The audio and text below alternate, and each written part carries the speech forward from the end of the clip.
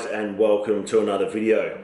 Today I want to talk about mistakes that I commonly see in the gym. The first mistake I see all the time is exercise selection. You may see somebody doing some one arm hammer preacher curl, right, as opposed to a barbell bicep curl.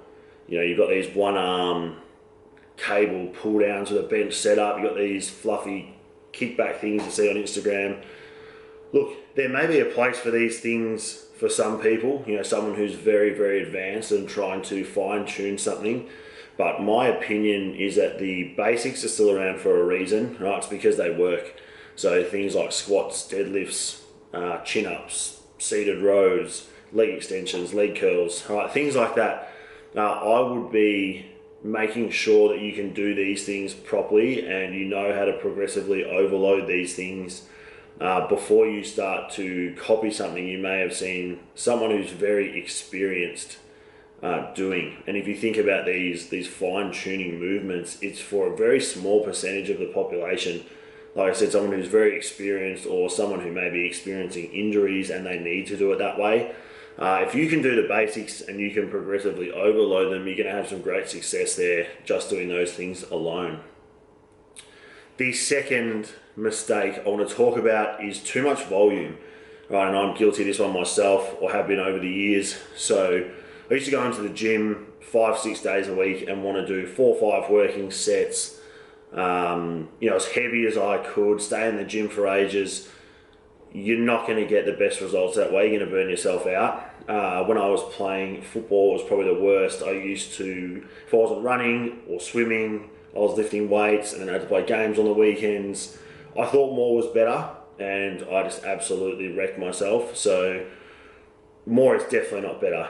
Okay, you got to listen to your body, understand where your limits are. So if you're going into the gym and it's something you love, but you don't really feel like it, you're starting to get drained there, your performance is slipping, you're doing too much, right? You need to pull back, perhaps only stay in the gym for 45 minutes, do your workout with intensity and then get out.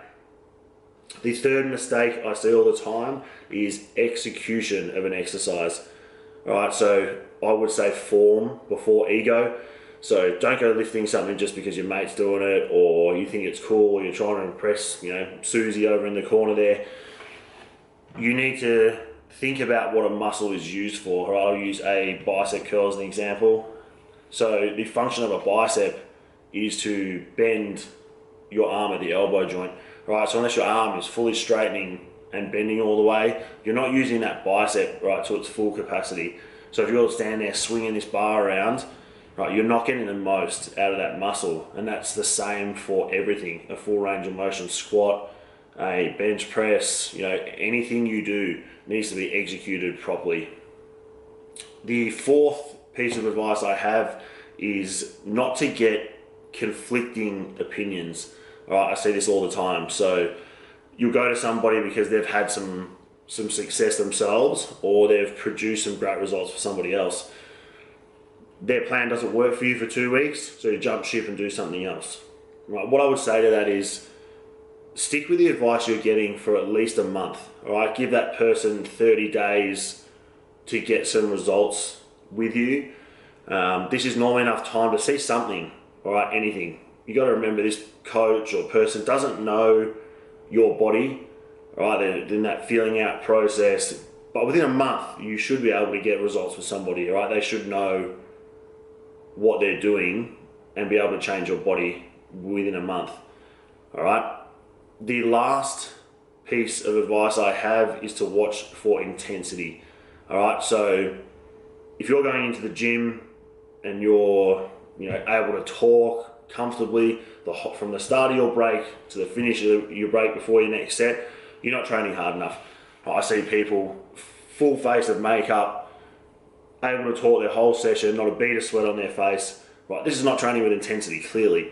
Now, if you're going to go into the gym, you need to go in there with purpose. It's like anything. You don't go and do anything if you're not going to do it properly. Why would you? You're wasting your time. All right, you may as well go in there, give it your best, and get out. All right, again, if you don't know how to do that, you need to seek somebody out who's going to show you how to train with some intensity. I've never seen anybody get results that doesn't train with intensity or do anything with intensity. I've never seen anybody make money who's not chasing it with some tenacity. Right, if you're not doing that, you're just not going to go where you need to go. All right, they are the most basic and common mistakes I'm seeing in the gym. Right, I hope this has helped, and I'll catch you guys in the next video.